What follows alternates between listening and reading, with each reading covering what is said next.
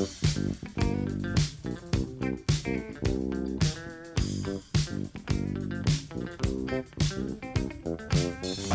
cookies. I love cookies. I love cookies. I love cookies. Welcome to Cookies, the world's most influential basketball podcast. You are now listening to an extremely rare Night Cookies episode. It is Sunday, February 15th. Andrew Kuo and I are dealing with the after effects of NBA All-Star Weekend. Whew! How are you feeling, Andrew? Pretty jacked up, man. I loved the All-Star Weekend proceedings. I'm ready for President's Day tomorrow. I get to celebrate my favorite dudes like Obama, Carter, Nixon, Roosevelt. It's going to be a sick day tomorrow. It was a sick weekend this weekend. Man, life is good. You are jacked up. Physically, mentally, attitudinally. Jacked up by All-Star Weekend. Just said. That's right. Were you the opposite? Were you jacked down? We'll talk about basketball later, but your overall vibe, were you jacked down? I was just reminiscing about our trip several years ago to All-Star Weekend. And unlike these poor schmoes who were in Los Angeles, balmy weather, public transportation, no pun intended, car share services to get you where you need to go, we got to go to Cleveland. Yeah, I mean, sheesh. How many All-Star Weekend invites have you rejected? I've only been to All-Star Weekend in Cleveland and in New York City, which doesn't really count because we're here. I've said no to like 1.5 of them. You know, like months ago, it'd be like, do you want to set something up? Would you like to do it? I'm like, maybe, perhaps. And when it came down to it, I kind of like half ghosted, but was just like, maybe we'll just do it some other time. All-Star Weekend is so busy. We don't want to deal with competing with everyone else. Let's do a standalone. That kind of We'll do it next weekend. Yeah. Not this All-Star Weekend. Maybe the weekend after All-Star I'll Weekend. text you back. We'll be in Salt Lake City the following Thursday. I mean, I do love a convention. Like the conventions I used to attend to where the Westchester Knicks play in the county fair back in the day for like sports cards and comic books. Like it was a warm place. I felt great being around fellow dorks. That's kind of how like the world used to operate. Like what Shriners conventions? What did the Shriners used to talk about? I never really knew what the deal is with the Elks and the Shriners. Were they worshiping Baal? Were they Illuminati adjacent? Or were they just tied to 4-H club and prize-winning heifers and butter sculptures? Oh, yeah. I mean, of course, Baal don't lie. So whatever happens stays in the Westchester County Center, if you know what I mean. The bodies are buried in the Bronx River Parkway. But yeah, it's like obviously the internet replaced that communal activity, but I thought that's where the good stuff went down or the bad stuff went down, which is relevant to today's topic du jour, which is dog poop. Well, hold on. Before we go back into the brown snow conversation that we've labored over for several episodes, I do want to take a little victory lap. As a youth, I was trafficked into penmanship competitions, excuse me. And I think I came in second or third in writing the Declaration of Independence. And there were judges. This was at a fair, one of these conventions that you like. It was I don't know where it was, but it was like an upstate fair. I Were actually you in went a to some of those b-boy as a kid. contest? Were you doing I wish. graffiti, spinning, and DJing? Maybe some MCing? Holy shit. Tell us where you placed in this MC battle. Butter I don't know why I'm sculptures, talking like that. penmanship, and beatboxing. Those were my fortes. What was it with like a quill or a fountain pen? Did you get to use like a brush? What kind of penmanship are we talking? I think it was using a pencil and then you go over it, like real, Oh, real cheating behavior. hmm. How did you do? Did you place? I came in second. First loser. Wait, out of how many? Unclear. Might have been 5, could have been 40. No Oh, idea at all. wait. How many people does it take to make a convention? I believe this was at a county fair that was not in the county where I lived. We drove to a county for this event. So is right. So the Westminster Dog Shows is that a convention or a contest, right? Like uh when we meet at New Blue Classic, New Blue, I said New Blue, New Blue Classic, uh, and there's 5 of us. Is that a convention? Well, we've convened. Mm-hmm. In a It's a conventional little like way. conspiracy theory talk, which we'll get into, because Yeah. when someone says I don't believe in conspiracies, it's like, well, you know who conspired? Me and Andrew Kuo to Yeah. write a basketball book. We thought about it, we plotted it, Right. we You've hatched posed a this plan. before. Right. We hatched a plan. Then we enlisted the help of others to finance this operation. Then we used the media to disseminate information about the Little Green Hand. That was a massive, sprawling media conspiracy. Did we conspire to meet at New Blue? We conspired to convene, exactly. One of my friends used to go to a yearly convention of half Asian people. You just have to be half Asian, sort of like Zach Eady or I believe Jordan Clarkson. And she was very kind of shrouded about this because she was like, yo, I put in the work. I'm not going to like spill the beans to you. You got to somehow become half Asian and show up. And what's the work that she put in? Having like no traveling, to Milwaukee. I was gonna say like having a German Cleveland. dad. Great job. No, traveling to Cleveland. And I was like, well, what'd you guys talk about? And she was like, well, you just had to be there. And I was like, well, Tiger Woods is half Asian. Did you talk about him? And she was like, yeah, actually, there was like a little conference about Tiger Woods. And I'm like, this sounds incredible. I wish I was half Asian. This is like the wing before the wing. Can a full Asian day person one show up and ruin everything? Day 1 was Blasians, day 2 was Wasians, and then we just got back to Tiger Woods for the rest of the entire engagement. I mean, who is the most famous half Asian person? Keanu Reeves, is he full half? It's Tiger. I mean, Tiger Woods, I believe, is more famous than Keanu Reeves, but that's a close one, though. Yeah, and I'm not sure if Keanu is. He might be a quarter. But as they say, if you're a little bit Asian, you're just Asian. The classic 1-drop rule for the Asians. Mm-hmm. Yes. All right. So back to what you wanted to talk about. Eating brown snow. You've been doing it for weeks. Zoran has almost successfully gotten rid of the snow. He's almost done it. All the haters who said, is the snow ever going to go away? Will it be here forever? We live the rest of our lives with yellow and brown snow. I got news for you. Zoran is partially successfully getting rid of the snow. There's still some more left. So.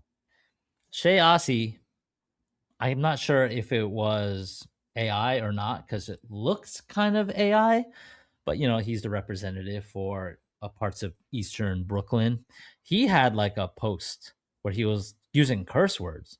He was like, pick up your shit. You dog owners are the worst. Hey, if you see a dog owner not picking up their dog shit, call the police, take a photo, and we will try to arrest them. I'm like, yo, politics have changed, man. Was it the cursing that affected you so deeply? It was the objective of that video kind of more going viral than solving a crime that is unsolvable. Like, hey, if a dog shits, you're not gonna like retroactively like investigate Vincent D'Onofrio style and like get this All right. shitter. Here's my thing. If one was willing to put in the effort, that same kind of work ethic, or at least half of work ethic that would get someone to go to a half Asian conference, if some of that was dedicated to finding out which dogs were responsible for which leavings, I think it could be accomplished. You just Look at this. Look at this large clump. That's the handiwork of a big dog. look at you, covered in snow, all in your camouflaged white snow outfit, under this ice pile of like brown goo.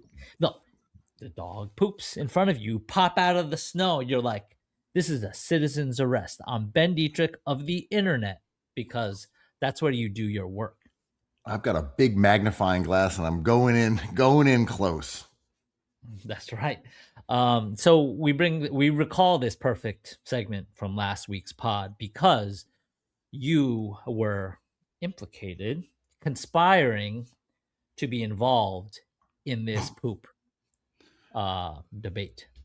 Well, yeah. So the video that you mentioned, the expletive-laden call to bring down the fist of justice on the negligent dog owners, I piggybacked off of that and just said, hey, can we, to paraphrase, I didn't say it in an inflammatory way. I said, hey, can we also have this conversation extend to how dog owners are ruining our parks, which I think is valid. And I'll give you the not all dog owners, not all dog owners, Andrew, not all dog owners, just the bad ones, the bad apples. That's what we're talking about here. What? Did you get a dog? Did you get a dog? No. Oh. No, I have plenty of dog poo, though. I have lots of dog poo around my neighborhood. See, you warned me. I had just gotten back when we recorded. You're like, yeah, like Ben, there is dog poo everywhere. But people now think that I'm a dog hater. I'm not. I think they're lovely animals. The owners, on the other hand, not lovely animals. Not all dog owners. It's a funny psychological thing when snow falls and your dog poops on it. You're like, not my problem anymore. It's snowing. It's like this weird kind of mental out, right? It's just like, well, I'm not bending over to pick that up. The snow will just melt it all away. Sort of like when people take dog poop bags and put them on top of trash. It's like, well, the garbage people will just pick it up. That infuriates me, but trash is like my old man fascination. I love trash. Trash politics is amazing. Yeah, I think you can trace back the dog epidemic to the pandemic, surely. Because I was thinking about all the many, many years I've lived in New York City. I've never detected an uptick or a change in the population of dogs until that moment. Maybe neighborhood to neighborhood. Okay, a place like Greenpoint might have more than, I don't know, the East Village, whatever, depending on where you are. Maybe there's more parks or the demographics change. There are older people, whatever the case may be. The pandemic was the tipping point. People started working from home. People needed companionship. People wanted projects to do. But really the commuting thing was the big deal. People stopped having to go to work five times a week, and now they can just take their dog for a walk. But the spike is really extreme over the last few years. It is, there are so many dogs. So this is all inevitable. It was coming to a head anyway, and the snow is what made this so visible. There are some streets, and I was just kind of laughing out loud. It was insane. It's just piles of poo down the street as far as the eye can see. It's bad. I was looking out my window randomly like 5 days ago when the snow was still a mile high. And I was like, is that someone peeing on a pile of snow in front of my house? A human being? Just like a man with his balls out, peeing on a pile of snow that I had just shoveled a couple of days earlier. I was like, that's my pile of snow that I broke my back working on. I was shocked, but also impressed. I was like, All right, that takes some confidence, man. I'm going to tell I respect that. I respect that. I'm going to tell a terrible, terrible story. I hope so. So it was kind of blizzardy. This was years ago, at least 2 years ago, maybe 3. But it was very blizzardy out. The snow was falling, just as it is right now. I'm looking out the window. The snow's coming down again. Wow. Yeah, Zoran's messing up. Come on, dude. I thought we were over this. But it was a blizzard. Snow was everywhere, and it had piled up, and it was over the bushes, over the benches. It was hard to see anything. And I was walking home like, oh my God, I really have to pee. And I was thinking, like, yeah, exactly. Let's pee in a little corner in a park, and no one will be the wiser. So I was on the sidewalk, and I'll pee through through the bars and into an area where no one ever will walk, and I'll get away with it. The perfect crime. I start peeing. Of course, I'm feeling very relieved. It's probably midnight. There's no one around. Okay. All of a sudden, the snow starts moving where I was peeing in the corner, and I hear a guy start yelling. And I had no idea. He was literally had a blanket over them in this little corner covered with snow. And I just started running, yelling, I'm sorry, as I'm zipping up my pants and fleeing. Oh, man. Sorry to tell that tale. Wow. This is hostile urination. We've heard of hostile. I gotta say, architecture. I don't know if I've peed outside since. I learned my lesson, and maybe he also learned a valuable lesson that day. Don't be within a urine arc's range of the sidewalk. That's no lesson. He learns the lesson of the ills of capitalism, maybe the shadow of schizophrenia, maybe the vice of drugs. Who knows? But you don't expect to get peed on. Like, that is something you don't plan on. Like, he's got to deal with bigger things than your urine, dude. So you're saying I'm the good guy? No, I'm saying you're a hostile urinator. Oh, because we're all urinators. We're all part of a larger systemic problem. I agree. But if there are more hostile urinators, then there's no such thing as hostile urination. It's just urination. I just didn't think he'd be hiding in that area covered with snow. Like, why would you were also drunk, so that counts for something. Some plausible deniability going on. Some plausible urine deniability. It was a shocking moment for both of us, but I think it was worse for him. I'm pretty sure it was definitely worse for him, is what I'm saying. Well, it is.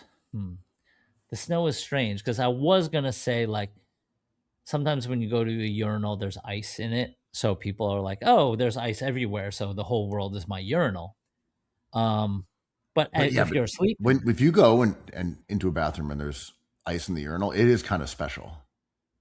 It's like, ooh, it's like we got ourselves a nice frosty urinal. It's kind of like when they give you the beer and a glass to pour it in. It's a little different. Sidecar, right? And the game works sort of like that fly sticker. I want to melt as much of that ice as I can, man. It's like, yeah, I want to see how much ice I can melt. Let's make this go down. If you're not getting the rise of steam, are you even trying to urinate in that situation? I know. Like, how do you gamify and solve the dog pooping problem that we're having? If you were a theorist, a game theorist, and you're like, listen, Zoran, this is Zoran Mondami. Everyone's leaving their dog poop on this snow. How do we incentivize people to pick it up? I don't know if it can be done, because I think it really comes down to the population of dogs is so high that even if the overwhelming majority of dog owners are perfectly law abiding citizens, just the number of dogs itself has also frayed the social fabric, where behavior that would have been deemed antisocial is now just more prevalent. Like you go into a coffee shop and there's someone in there with two dogs on leashes, kind of one between the cashier, one going over around like where the milk station is. And you're like, why would anyone ever believe that this is an acceptable way to live your life? To bring multiple dogs on leashes into a crowded coffee shop? Like that's insane. So you're saying fixing little like Nerf basketball hoops to Hmm. garbage cans won't encourage people to bag up their poop and maybe shoot a half court shot? I like that idea. Maybe the dogs can be better trained to do it themselves. As someone who has two small children and has the ire of people everywhere, coffee shops, the street, the supermarket, everywhere I go, people fucking hate me, right? And I get it. I'm like, this is annoying. You don't want to like just stroll into a kid's toy store and be inundated with kids. That would be a horrible day for me as well. Unfortunately, I'm stuck with these kids. But like, I kind of see what dog owners go through, being like, but this is how I choose to live. This is something I care deeply about. Where's your humanity? And my response to that is your pet is not a child. Me, I can find a bunch A of lot of kids dog owners would somewhat, disagree with that. but they're You know, a wrong. lot of dog owners. I know, but and I they're believe they're wrong. wrong too. Yeah. Well, I mean, they're wrong by any definition. They're wrong. They did not give birth to that animal. Did not spring from their loins. They purchased it or adopted it. It's an animal. Is is the best dog owner you've ever met better than the worst parent you've ever met? I'm not even judging dog owners Like here. a I'm just terrible saying. parent. So like someone who takes their kid to Nets games. Are they better than the best dog owner you've ever met? I don't even think. Yeah, I'm not saying people who have kids are good either. I'm just saying that children themselves are humans. The dogs, I respect them as beings. Liberal. But like, yeah. But a dog doesn't need to be in a coffee shop. A dog doesn't need access to a park to run around. They aren't humans. It's like, cool, I have a pheasant as a pet. It gets to go in the coffee shop. Like, well, what? Where does it end? Have you ever seen someone wearing a bird, like a parrot, to the coffee shop? I've seen that. It's crazy. I like the people who would go to like. It was usually this was in Rochester, but it was also you'd see at the Puerto Rican Day Parade a lot. Just kind of gatherings in the city. The shirtless guy with the albino boa. That was just like a look. Muscular shirtless guy, albino boa. West Village on like by the cage. Good spot to sport that look. I believe there was more than one dude with a cat on their head, because there was one, and then there was like a few copycats, I believe, like a cat on a leash on a head. Just be like, anyone want to take a photo of this? Anybody? Photos? I'm just hanging out over here. You've seen the guy who rides the bike around and balances things on his head, right? I have not. Is this in Greenpoint? He was in Greenpoint, but I think he goes other places as well. I don't live in a high traffic area. There's no strip. I don't know anything about him. He would just be sort of casually biking down Franklin Street, or he'd be over by Manhattan Avenue on his bike, balancing enormous things on his head. Like sometimes it would be, I don't know, a tire. Sometimes it would be like a small refrigerator. Just whatever object he had, he would put on his head and then he'd bike around. And I mean, I don't know that he ever asked for money. I think it was just for the love of the balancing game. I mean, balancing stuff on your head on Franklin Street, albino boa, bringing a dog into a coffee shop. These are kind of forms of expressing like loneliness, right? It's like Leaving a pile of the modern dog, circus in which we live. The big top. but you can equate it to being like, hey, I am desperate for a kind of interaction. The poop on the snow is not sociopathic, but it is a pathology. Or is it just laziness?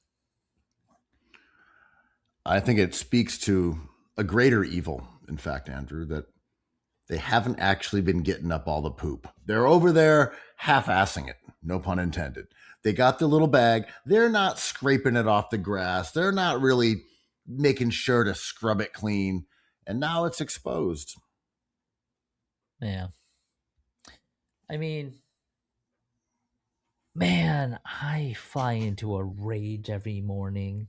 The mornings where I find a poop bag in my trash can, because now I take out my own trash and bring it in. And I'm up at like 6 a.m. trying to like get my empty garbage can inside the gate.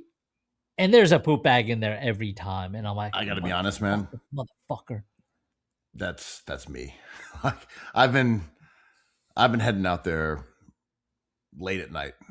So sometimes I'll go to the bar. It's time.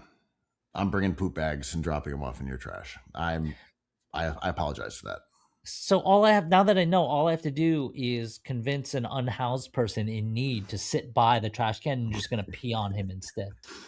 That's how to solve this problem. Thank you for telling me.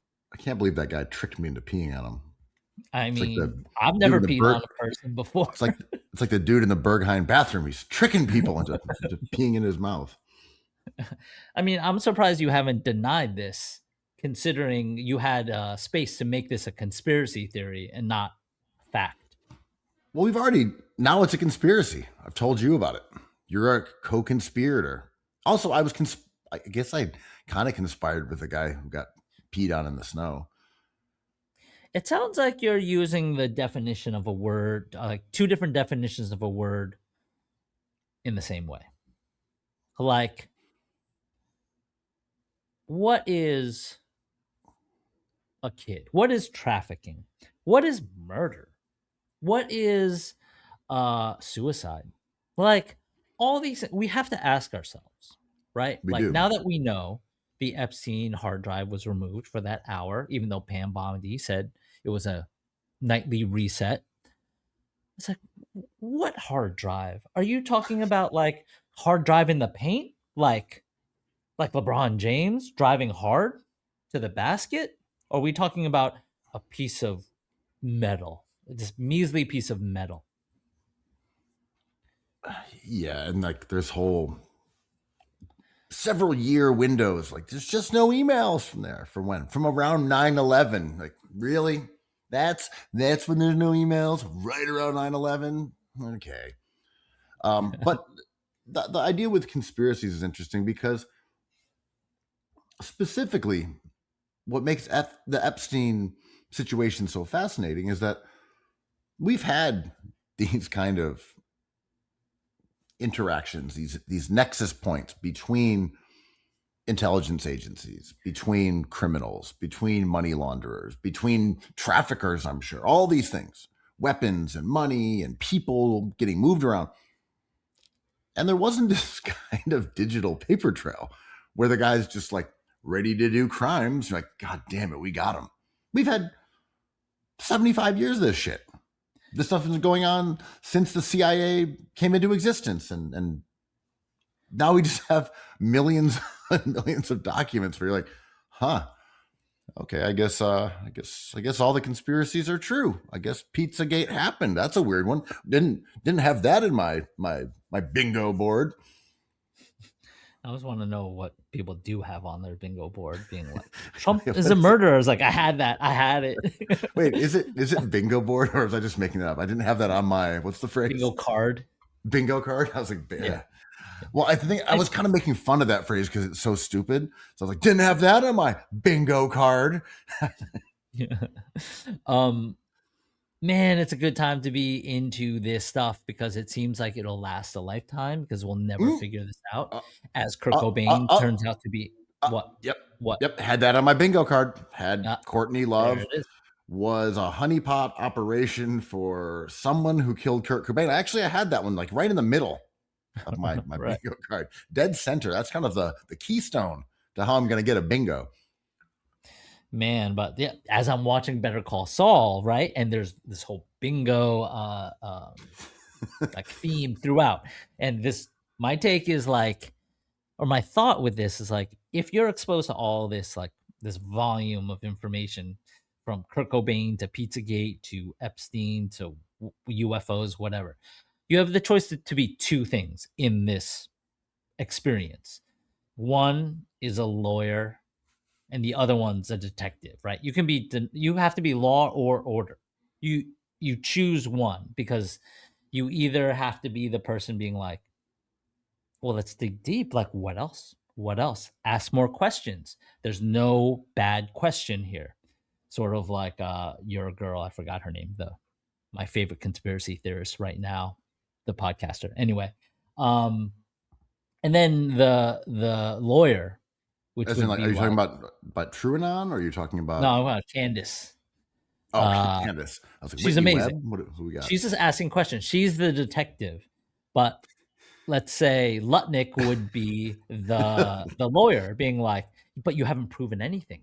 Like you liberals would accuse Trump of eating children. It's like, but he might have eaten children. It's just like, but that's what you say, right? Can you prove? Show me the flesh that he actually shit on the snow, and we'll say maybe it belonged to Donald Trump's Schnauzer. butthole. Yeah, schnauzer.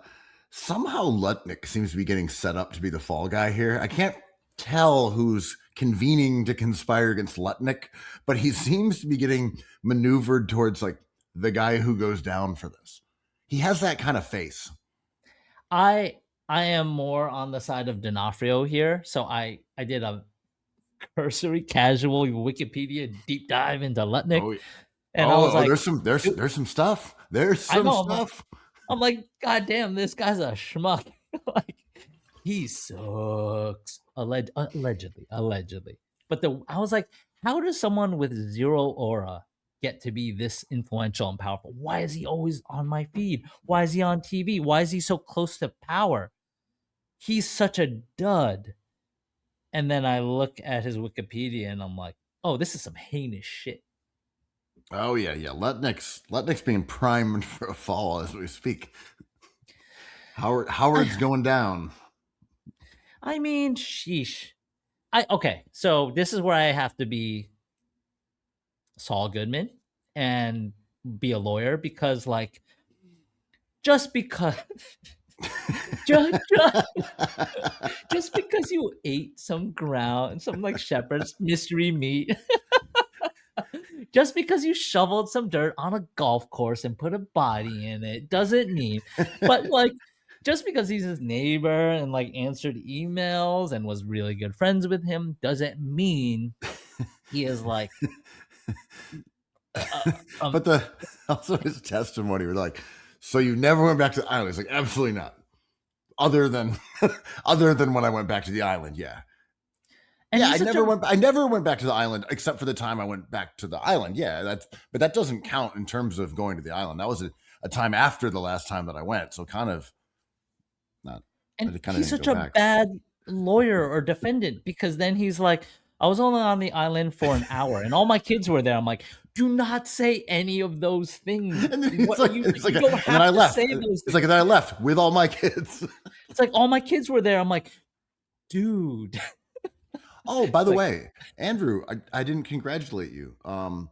The interview you did with former President Barack Obama was amazing, where you got him to acknowledge the existence of aliens, and then you quickly moved on.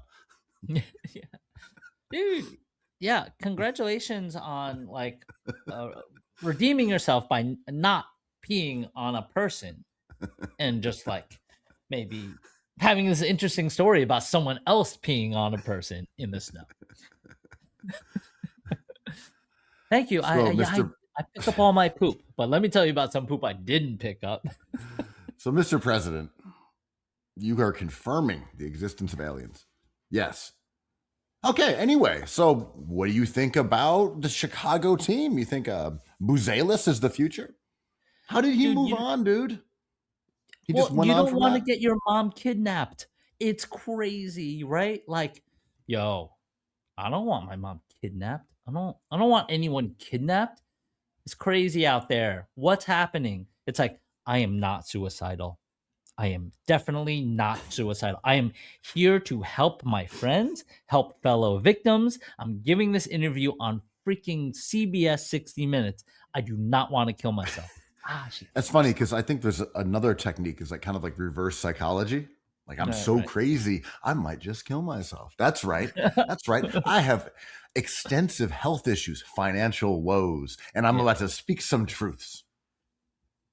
It's insane. Like, yo, on this pod, we have poked fun perhaps at pizza gators, being like, what the fuck? But slowly through the course of the years, we're like, all these conspiracy theories, however crazy they are, they're kind of like rooted in something that is factual, right? Like, no, Democrats don't eat children, but some hospitals offer the placenta back to the mother in order for the mother to freaking eat in pill form. It's wild, and it costs thousands of dollars, but they ask you before they dispose of the placenta because a lot of people think it's really valuable stuff. Whatever. It is interesting to say the least.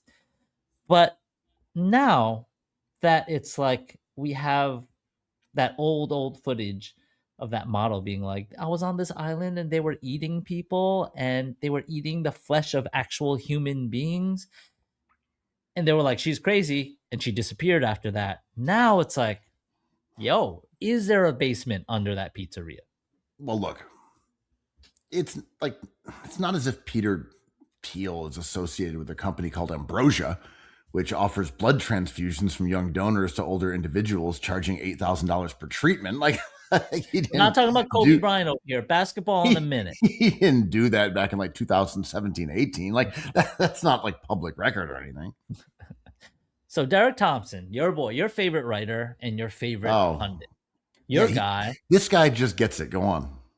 He gets it. So the author of Abundance, controversial book, tweeted this weekend. I worry that the social penalty of announcing that you believe in nonsense is going down. It's not so much that people are more conspiratorial than ever. That's clearly not true. Believers in make believe are an ancient tribe. It's more like a falling social cost to high status folks saying insane shit and protecting themselves from accusations of insanity by saying all they're doing is opposing the quote unquote mainstream media or quote unquote corporate media. What do you say of your favorite author? I wish he would be a little more specific. Is that a vague tweet? It sure is. He's vague posting. Okay, which are these theories that you find so full of horse feathers? Which are these theories that make you sound insane? Which ones? Just tell us a few. Like, can he explain? Because he's right. There is a mystical tribe of, I don't know, organized religion that also believes in all types of stuff, depending on, which religion you follow. Like me, I love Baal. He's great. I think Baal is life. Baal Mystical, horned god. Yeah. But which is he talking about? Like, let's hear it. Which are you saying is totally insane? Is it that people are eating people? Okay, like say so. He was referencing a tweet by Sankt Uger about. Let me read another tweet. Oh, I know we're going on this one. I've seen this one. Yeah. I no longer believe the official 9/11 story. 2 paper passports did not burn and were found on the rubble, but it was so hot that World Trade Center 7 burned down across the street. Nonsense. It's time to look for who gained from 9/11, Lutnick. Our government doesn't work for us. They've been lying the whole time. Who's the lightning bolt on the Bad Brains album cover, and who's the government building? What I like about Sank is that in my mind, he's a la Abdel Nabi. They've Mhm. merged into one person. So when I see him saying anything, I read it as a la Abdel Nabi being like, and then also, TJ McConnell, great player at Arizona. And I'm like, yeah. They've merged into one supreme being, in fact. Are you just putting everybody of a certain origin on Earth into the same one and done bus factory pile of snow for you to pee on? Are they? I don't know if they're both Turkish or not. Allah Abdel Nabi, I'm not sure where he's from. I don't think he's Turkish, but I don't think he is either. But Senk is, though, I believe, right? I maybe so. Okay, But like, close enough. is Senk or Derek Thompson wrong? Like Senk is Well, saying, well, well. don't Hold on. believe Let's just. anything you hear, and Derek Thompson is be like, can we just call crazy at some point? But this is why Thompson is picking his own battles here. He isn't making a larger point. He is saying, hey, anyone who questions what happened on 9/11 is crazy. There's no questioning it. You're not allowed to question it. Where's the social cost of what Senk is saying? How was he allowed to question the official narrative of 9/11? And I'm like, well, I'm not a big 9/11 scholar, but to question the official story when we haven't even gotten the government records from it, when those have not been released, it's totally valid to question the official story, especially considering all of the crazy connections between, whether it's George Bush or Bin Laden or Carlisle or whatever. That's just Derek Thompson picking one issue that he says we're not allowed to talk about. He's like, that should ruin your career. If you say who benefit from 9/11, we should look at that, your career should be over. That he's making a threat. Well, not in this tweet, but in other. I guess I've not heard him make that threat, but I'm not in saying this tweet. I'm saying that's a veiled threat. What he's saying, that there should be a social cost to questioning what happened at 9/11. Because you're right, I didn't know it was about that. He's talking about a specific thought that Senk is having, and is saying, hey, if you're going to publicly say that, there should be a penalty for that. Yeah. So he's saying there's a falling social cost to making insane statements and blaming it as plausible deniability, as like opposing the mainstream media or corporate media. And he's not wrong. Like, this has been happening at a large scale for a second, right? Like, it's like, well, Candace Owens is like, I believe Charlie Kirk is an alien and he is from the future. And we're just like, okay, that's a little bit crazy. And she's like, but you just listen to the mainstream media. This is the problem with your non-curious brain. And it's just like, oh, god damn, I can't deal with this bullshit. Yes, he's saying something that is unequivocally true, but it depends on what the subject is. Right? It's like he's picking and choosing which subjects he thinks are. It's hard to worthy see of what scorn. triggered him. I mean, I'm with. Well, I thought you I'm were with saying it was the one on from this. Senk. Yes, but he is making a general statement. It's sort of like when someone's like, I hate Adam Silver, and I'm like, you might just hate basketball, right? Like, I don't know. To be discussed later, but That's why I'm just accusing him of vague posting. But if he's talking about Senk's statement, then I'm like, well, now you're just picking and choosing. That is something that many people have a lot of questions about. And you're saying, hey, you should actually be ostracized. You should not be allowed to question that. I'm like, that's totally different from you saying, hey, man, people saying batshit crazy stuff like Candace Owens saying that Charlie Kirk could control lampshades with his brain. And amazing, just was amazing. astral projecting around doing all this stuff. That's pretty different from someone being like, I think there's some unanswered questions about 9/11. I mean, I want to hate Derek Thompson more than I don't think about Derek Thompson that much, to be honest. But it is on the internet, it is fashionable to laugh at him.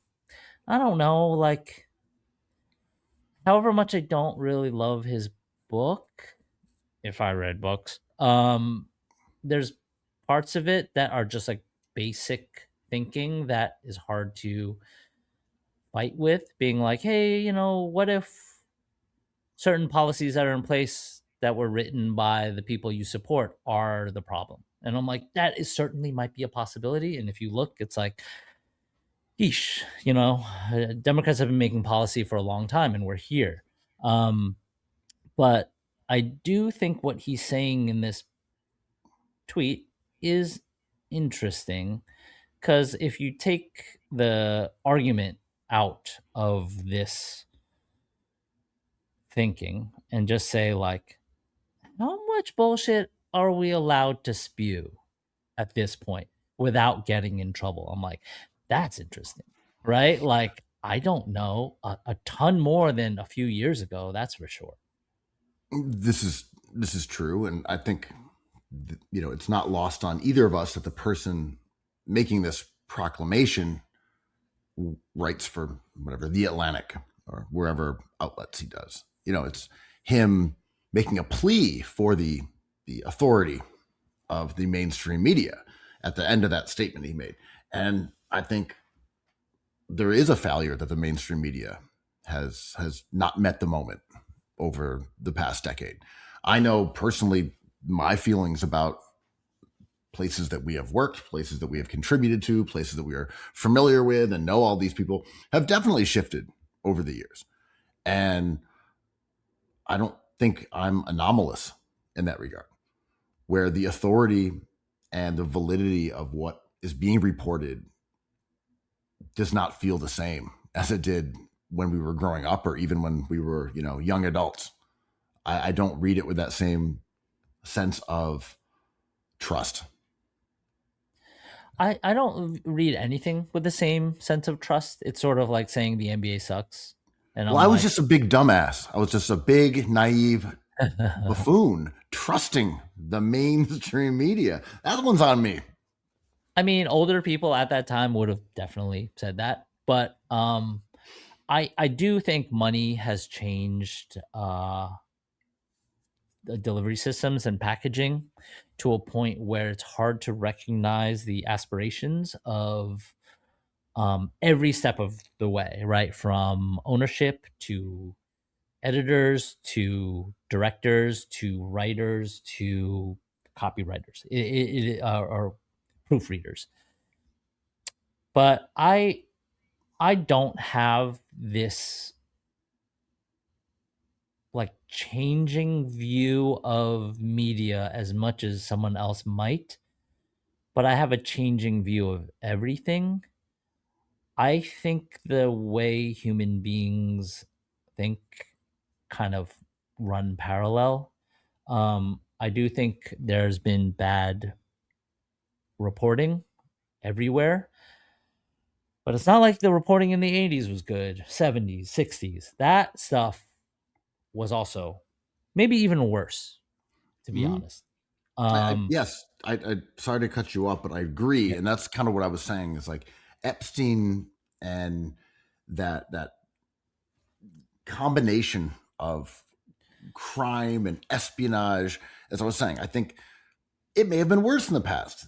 We're just seeing more of it. We're seeing more stuff, and right, I don't think that journalism was necessarily that much better.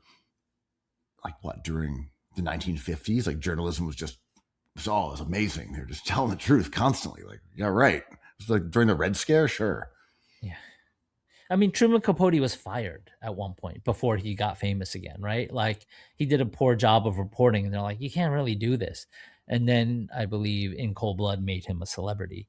I think, hmm, like sort of like what happened this weekend at All Star. You have reporters like David Aldridge being like, listen, I only have like 2 questions to ask a very important person, and you got this influencer being like, what's your favorite food?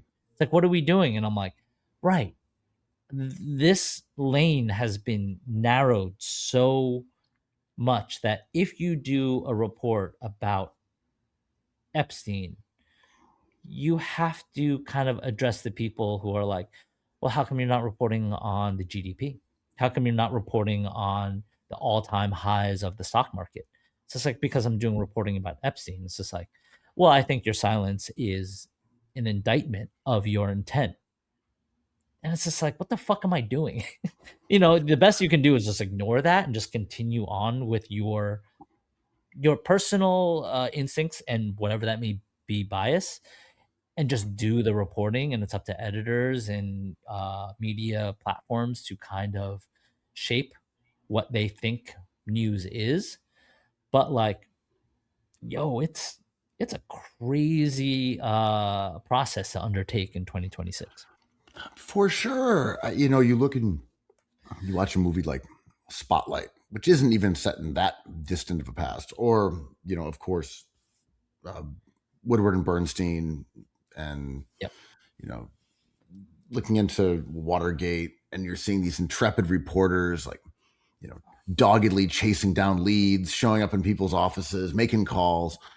And then I was even thinking about, when I was writing about music, they used to fly you multiple places for a feature article. It's like, okay, you're writing the story on Q from World Star. We're going to fly you to rural Louisiana. You're going to get cat stacks out of a federal detainment center. Now we're going to fly you to LA. It's like that industry is just not the same. And you see the Washington Post essentially folding for most purposes.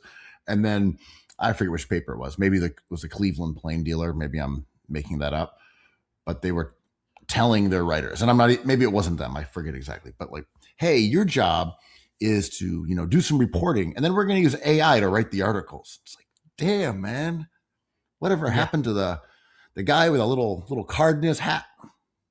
The only guy with a press thing is Kyrie. He's got the shirt on. Only Front Kyrie row, knows. front row at All-Star. Yeah, it's like it's a difficult proposition, It's like, am I allowed to talk about Italian food? And I'm not Italian. Am I allowed to like do a YouTube video about my mama's ragu? I was like, well, my Chinese mother made tomato sauce, so here's the recipe. The comments are going to be like, you're not allowed to do this. And it's just like, right. It's just like, yeah, I cannot talk about UFOs because I'm a Blink 182 fan, and that is a built-in bias. So like, I cannot believe you're reporting. It's just like, wait, yo, this is a hard job. You have evidence of UFOs. I of have aliens. evidence. Yes. Okay. All right. Well, moving along. Yeah. Just keep. Did I tell you about the alien I found? Okay. Anyway, NBA All-Star Weekend is here. Yeah. So I'm a tiny green guy working for the Ringer. Anyway, let's move on. It's ridiculous, Obama. Yes, absolutely, aliens are real. I've seen them. I actually held one of their hands. Yeah. So anyway, what's up with your movie reviews? Yeah. You got a new album list coming out or what? And imagine you're just a lonely dude. You're like, well, I could buy an albino python, but those things are like $20,000 and they poop everywhere in the snow. Or I can watch Men in Black again and be like, yo, this is a documentary. And that's exactly the kind of opinion that, in my opinion, should have social cost. You say that kind of thing on God's green internet, and you should be arrested. You should be beaten. I mean, Obama releasing his list of albums should have a bigger social cost, in my opinion. Like, so, damn, yes, man. aliens are real. Have you heard the new Kendrick? Rosalia, man, number one again. It's like, okay, yes. There's a tax here, buddy. Yeah, so we've been eating children, and I saw an alien. What do you think of geese? Yo, thankfully, geese. You geese mob? Geese mafia? What's up? Geese gang?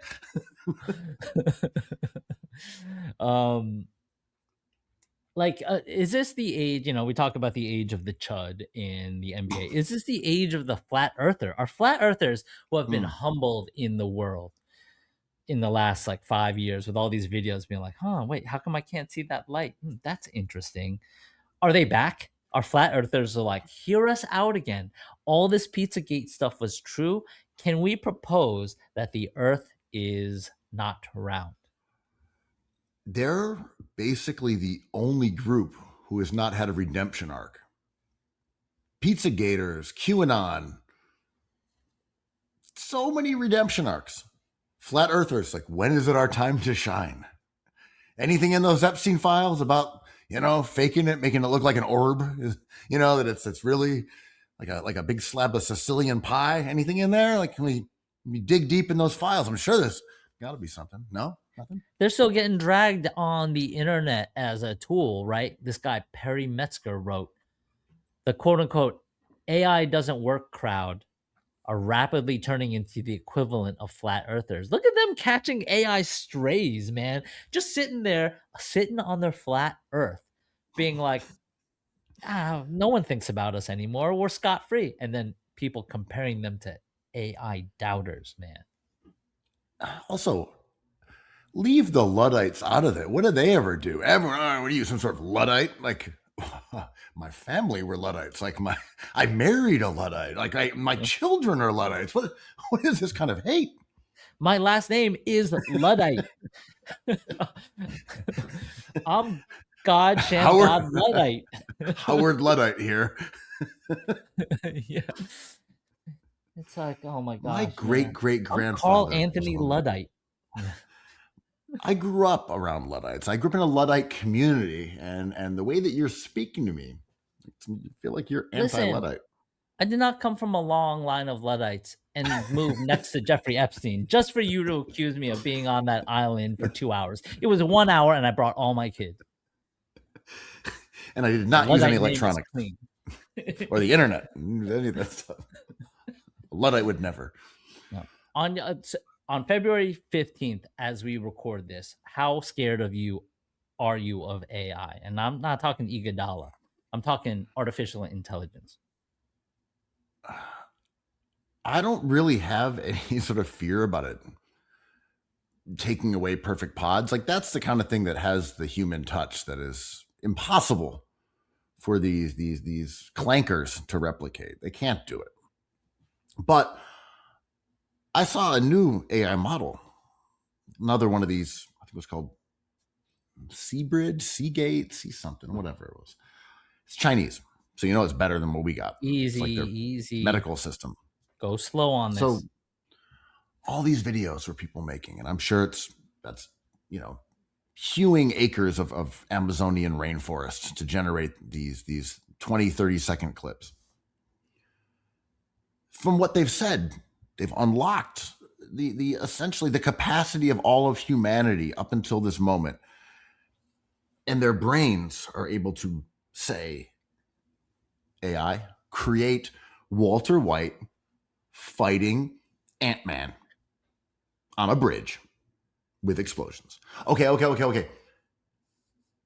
You talking about Derek White versus Anthony Edwards? Bumblebee from Transformers fighting against Batman. That's all they are. That's all they are. I scrolled through. It's video after video after video of Marvel characters fighting. No one did anything good. No one made anything interesting. Just fighting videos between pre-existing intellectual properties from video games and movies and comic books. That does not make me fear AI. Is this a great misdirection? Allen Iverson. Is this misdirection here because, of course, nerds are going to get their hands on like Catwoman, but like, is it kind of a dynamic policy thing where we're used to Priceline and we're used to rates going up and Vegas lines adjusting to human behavior and all that? Is it to the point where it's already kind of reading our behavior, where it's siphoning like a fraction of a penny off of some transaction that we're paying for the internet that we don't even notice, and funneling that fraction of a penny, gathering it all up like Walter White in his RV and putting it in Howard Lutnick's bank account? That's what I say. And we know exactly where that's going. Right to the Lutnick family coffers. Lutnick! Lutnick! In my office right now, Lutnick! I mean, you say AI won't take this pod away. away, away, away, away. Oh, hold on. I'm back. This is the real me right now. I was running this whole pod as an AI imposter. That was a test. That was a test, Yeah. and you I'm passed. back. Whew. I'm ready for the perfect. I'm feeling great, man. I'm feeling awesome. How about you? You want to talk about poop? I can't believe AI just did this entire podcast. I'm impossible to copy. Well, Copy. also, I didn't pee on a homeless man. I didn't do It that. it went Like, from you're doing it right now. You got your Candace. You're the defendant now. I didn't do that. Why would I pee on a? Why would I pee on a guy? You've chosen the lawyer path. You're like, well, if I peed on this man, show me the actual pee. Well, that's the kind of statement that should get you disbarred, sir. Oh, I mean, we discussed your bars and calligraphy earlier. Case I heard. Closed. But like, so hold on. yeah. So can you just explain a little about this alien that you saw? Oh, it's time to talk basketball now. Oh yeah, yes, exactly. Perfect timing. Let's talk. I could tell you all about it, but we got All-Star Weekend happening. No. The interns insist. We're moving on to basketball. Okay, 1 hour in, basketball talk commences. Let's convene and it was conspire. wearing a tiny Bill Russell jersey. Oh, and that brings us to the All-Star Weekend, a celebration of Jaylen Brown. Let's go. So, All-Star game was tonight. New format. I don't even know if we need to get into the dunk contest or the three-point contest.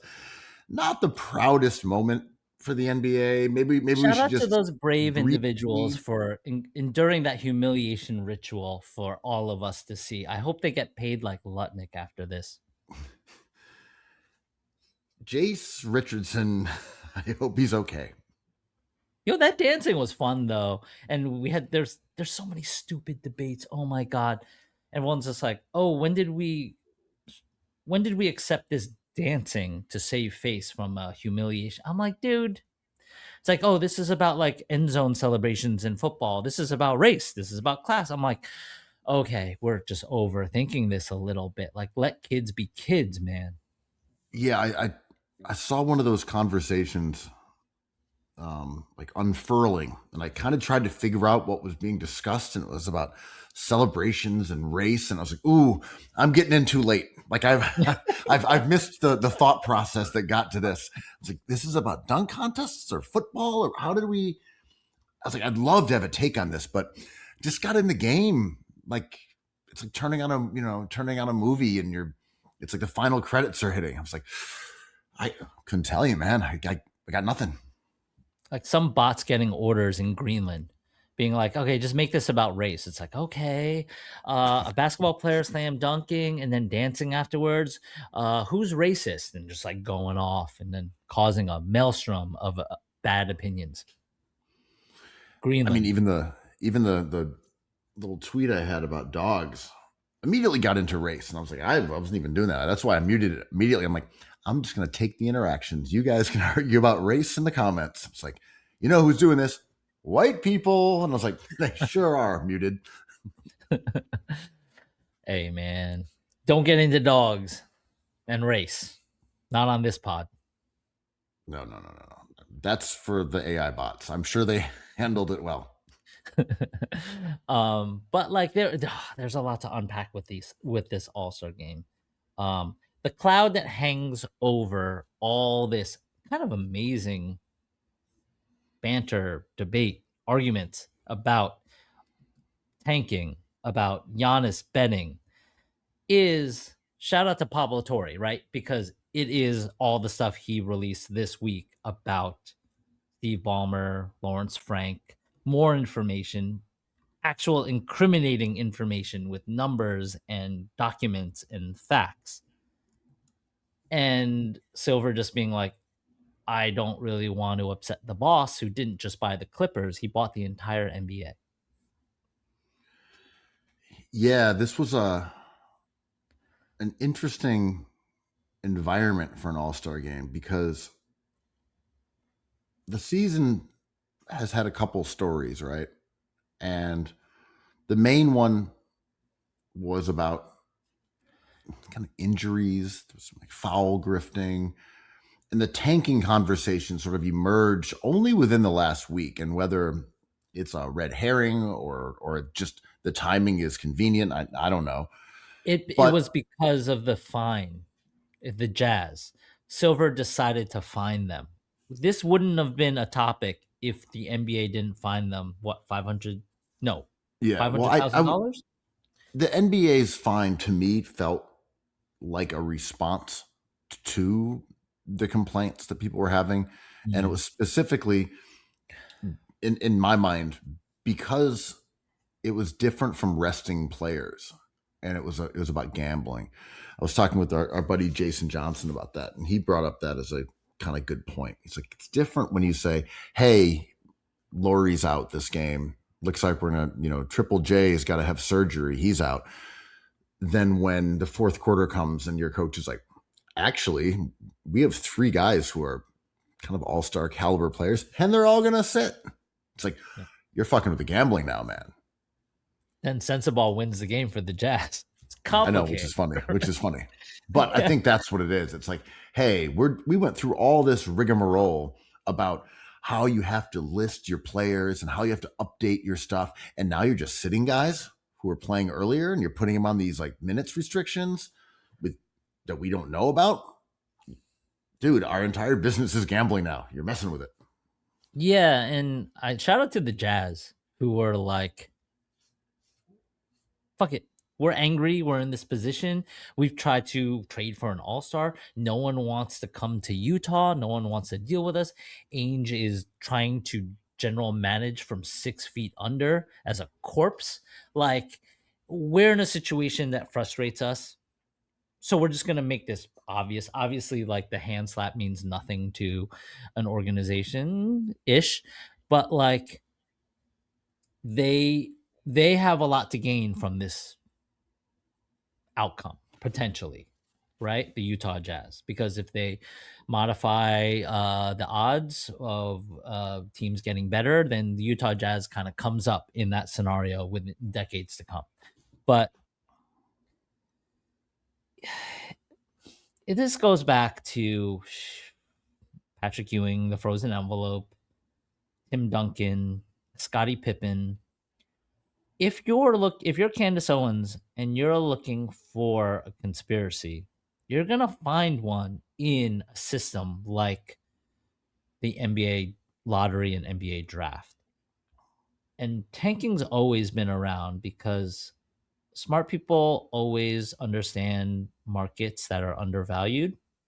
The market for losses was undervalued from the jump. And it was popularized with Hinkie and trust the process, whatever. It became pop culture. They were not the first to do it. The Jazz are not the last. It's as if the argument is about the morality of the action. It should be about the morality of the action, but not about the mechanics. And people are arguing about the mechanics. I didn't do any additional research to get the exact details of like the history of this, right? But back in the day, professional basketball had a regional system where if Wilt Chamberlain was growing up in the Philadelphia area, then he would end up on the Sixers or the Philadelphia Warriors. And that was the way they did things because it helped shepherd talent who was high school or college talent from an area over to a team. That was kind of their first way of creating parity in some ways. Then later on, it was just based on the worst records in the league, and they would flip a coin.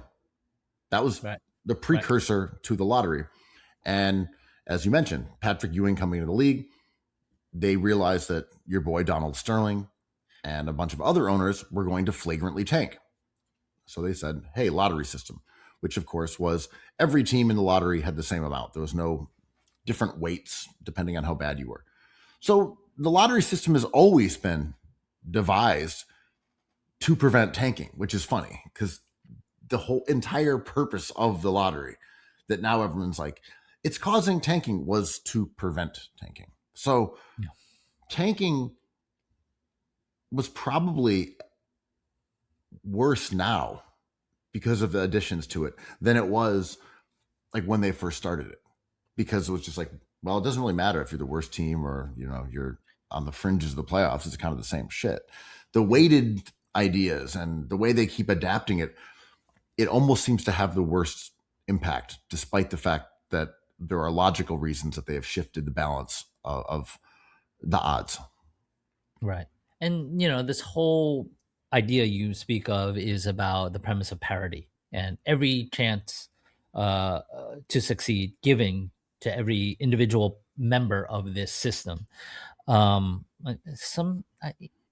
I think there's a freedom to understanding that parity doesn't really exist anywhere in life. Like there's there is no balance of opportunity anywhere, kind of, even in gambling. And um I think what we've always said, the system was flawed. uh Not to be the bot in Greenland, but I think the draft and the NBA draft is racist. um Telling these kids where to play, I think, isn't fair. Of course, you could say, but they want to play for a certain company, and the company has rules. I'm like, yeah, but these rules aren't like American. They're weighted in the favor of the company so much where it kind of violates some constitutional morality. And I think a young man who is worth so much money, like Cooper Flag, Patrick Ewing, Wemby, should be able to pick where they choose to work. And also, it doesn't help things that the NBA is essentially a total monopoly. Yeah, That, you right. could go play in the Adriatic League. You could do it. In Rocket theory, Ishmael went to Canada. Didn't quite work you out could for do him. it. Yeah. But it's like, this is where the money is. This is where the best players are. And there aren't two options where you can say, well, look, you guys won't let me go where I want to play, so I'm going to go over there. No, there's one game in town. And if you don't worship Baal, then As we do. cool. Yeah. Cool. Go play in Russia, whatever. Like you, Right. this is your option to enter the draft in this way. There's no other way. You can't go play overseas and do something to become a free agent. No, you are entering this league through the draft. That's how it's going to happen. Yeah. And I don't know. I think the idea of making rookies free agents is interesting, compelling. I do think the major stumbling block is that big markets would have the advantage of sneaker companies, endorsements, saying we'll make up for the difference that Utah is offering. The Jazz say, Cooper, we'll pay you $50 million a year. And someone might say, if you go to the Lakers, we'll give you 20. If you go to the Jazz, we won't give you any. So this is a good money's thing. the same. This is a good thing for fans, the league, everything.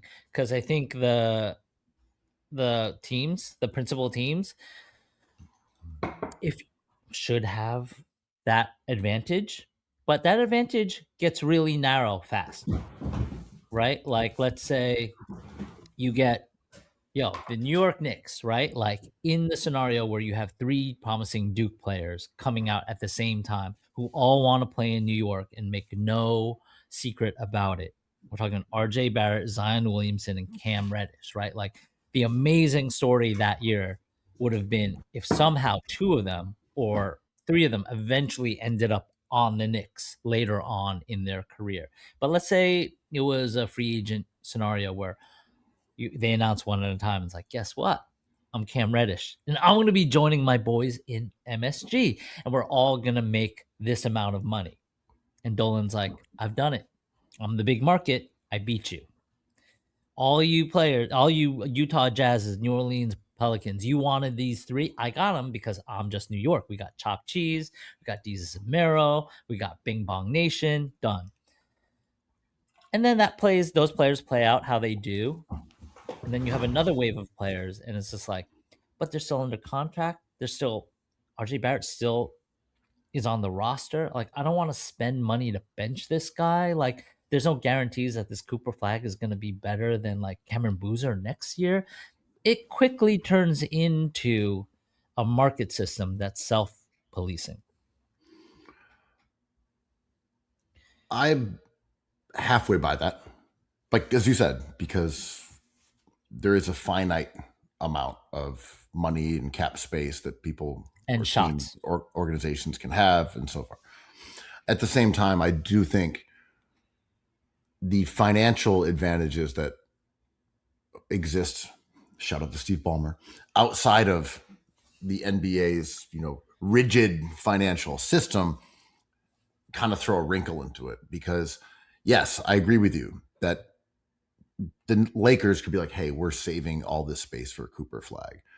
But it's like we will get Cooper Flag. Yes. We're going to get Cooper Flag. It's going to happen. We're going to get Cooper. And it's like, okay, the next year we're going to clear it out and we're going to get Wemby. Like, they might be able to do that. Like that's the downside that could happen. Okay, let's say the LA Dodgers happened in basketball and somehow the Lakers got Jokic, SGA, Giannis, Luka, and whoever, Wemby. They got all five. They paid all five. No cap. No salary cap. No. Yeah. Truth only. No cap here. We would never. Is that team unbeatable? Not in the All-Star game. Not in basketball, because there's a clock, there's a finite number of shots, and then you start to have to value being like, okay, Luka, we kind of need you taking all the shots because you're the most gifted scorer of all these guys. And then you just have SGA kind of lollygagging. It's just like team building is not just getting the best players on the board, as we know through history. So if Wemby and Cooper Flag are on the Lakers, like, I think that's beatable. Wemby gets hurt and Cooper Flag is as good as Con Knipple. This is true. I do think my big critique is that major markets would have such an advantage, and there are those rare talents that just can change your entire franchise. It's not like, hey, we're picking between Ricochet and Sarr. Who are we going to get? But like Wemby is like, looks like if they choose, maybe he'd say, I actually want to go to San Antonio. It's possible, but it does feel as if there would be such an advantage for the Lakers or the Knicks, specifically those two franchises, maybe Miami. I don't know. But to get those once once every 5 years, once every 10 years talents, and they're just like on that team. I would say in our lifetime, there's only been one player, and that's LeBron James. Wemby is so good, but like he has an uphill battle at winning a championship. I wouldn't say he's automatically going to win a championship in the next 3 years. He might. He's there. He's that good. I don't think Cooper Flag is going to. I don't think Luka Doncic is automatically going to win a championship or MVP. None of these guys are going to be MVP. Jokic was a second rounder, famously, right? Like, if these GMs were good at constructing teams, then they would have been good at constructing teams. Yeah, let's think. Best prospects, let's say, post LeBron. Because Luka, Wemby, the best one before LeBron was probably Duncan. I'm just trying to think. Tim Duncan was one of those guys that David Robinson. Robinson was amazing, but he had the whole military shit. I just mean Tim Duncan, everybody knew. They're like, he is going to be the anchor on a multiple championship team. He's going to be a GOAT. I agree. Duncan, LeBron, AD was a great prospect. Zion was a great prospect. Kyrie was a great prospect. Simmons, really good prospect. But yeah, you're right. There aren't that many until you get.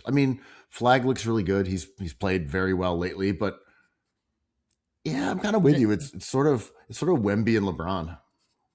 Yeah, and like Wemby, I think he might do it, but I would be delighted if he does. I won't assume that he will.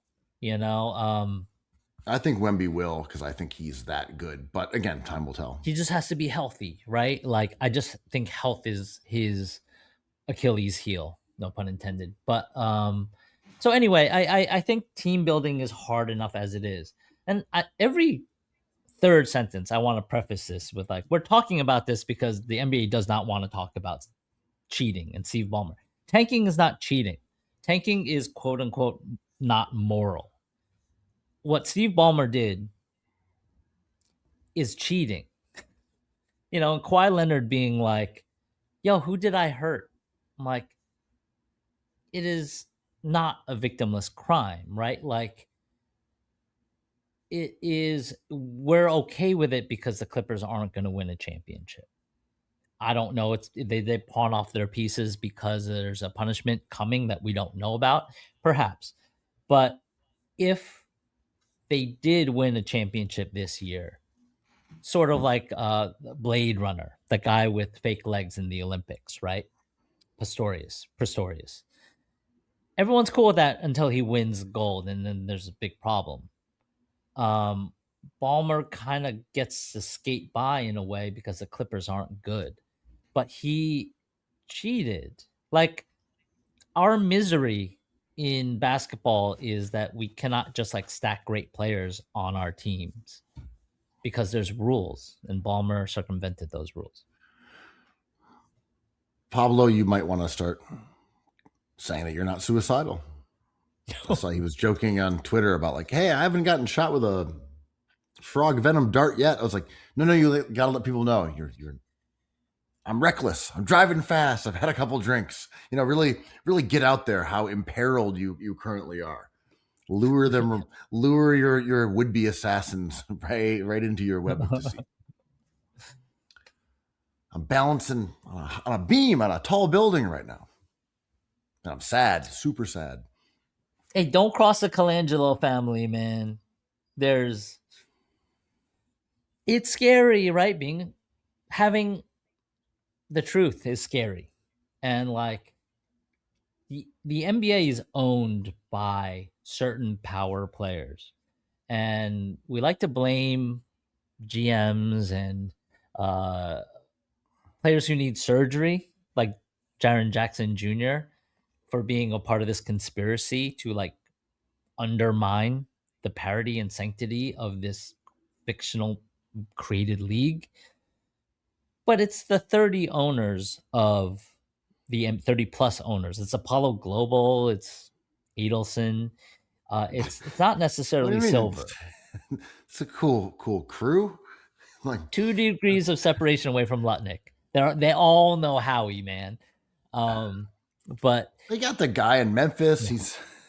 He's selling drones. KD's selling drones. Everyone's selling drones. I feel like we're the only ones who haven't gotten into the drone hustle. Apparently, there's good money to be made in these drones. Yeah. Sheesh, man. What the owners want us to talk about is how the ratings are down, how the All-Star game sucks, how there's tanking, because the valuations of these teams are like profit up on the billions with a B, right? If any one of these owners decided to sell tomorrow, even the Lakers, they just bought the Lakers. If the new owners were like, well, we're flipping, they will profit $1 billion. Like this company is healthy to say the least. And I think my whole obsession is misdirection. It's like they don't want us talking about their foreign policy influence, their donations to certain politicians. Like they want that to stay anonymous. They want Adam Silver and his bald head to be the object of ridicule and his meat shield. Look, I am here for this AI slop that he's been trotting out. I think it looks great. He's from the future, man. I want to see the game like Kelly Oubre, but I don't want to see the actual players. I want to see sort of these odd robots that are faceless automatons playing basketball and shooting, because that's what I like about the game. I like I like Ubre POV. Listen, the aliens aren't the ones you can recognize. LaMelo Ball is not the alien. It's beef stew, buddy. It's like these 90s Let's move dogs. on. Let's move on. Yo, the Rochester Kings. Think about it. Think about it. Oh, we're gonna talk about the Rochester expansion team soon. But all right, the tanking conversation. We got your option, which is getting rid of the lottery. Let me present one that's a little And the draft. avant-garde. No new players. Whoa, look at Drake over here, man. Exactly. So this is science fiction, right? These are the guys we got. These are the guys we got. Give them their flowers. No more new players. Draft is done. Trade. Children of Men. Was that the movie? Yeah. Children of Men, no babies, right? So it is a closed loop now. The players are the players. Make some trades. Swap some guys. Sign some people. No one knew was coming in. But then will the new people form their own league? And will they all have to declare that they're not suicidal, or they eat healthy food and don't drive fast? Look, I am not I'm just speculating on the side of a cliff after I'm just asking questions. Just chugging down a bottle of pills. I like Adrian Peterson is just like Peterson. Is that Adrian Peterson? Am I thinking NFL? That's what you said, yeah. But he's just like, yo, I am not from the future and I'm not 50 years old. I am a young man and I am not suicidal or 50 years old. I have just taken 30 tramadol pills and I'm now on a hot air balloon. One of my least favorite lines of thinking in sports is like the hypothetical trade. The second is, I have a new rule to make this better, which is like the bread and butter of a lot of content creators. But these tournaments to find out who's the best of the worst are just like, it's a waste of brain space. It's never going to happen. The union, the players union, even led by someone like CJ McCollum, would never agree to extra games to prove who's the best of the worst and risk like an injury. Like, what are we doing?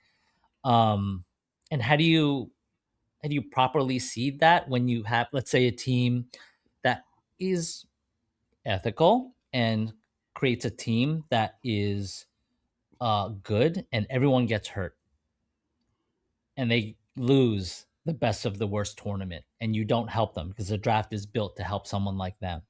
Like, yeah, you just try getting that by my team of attorneys, Salino, Barnes, and McCollum. You can see what you can do.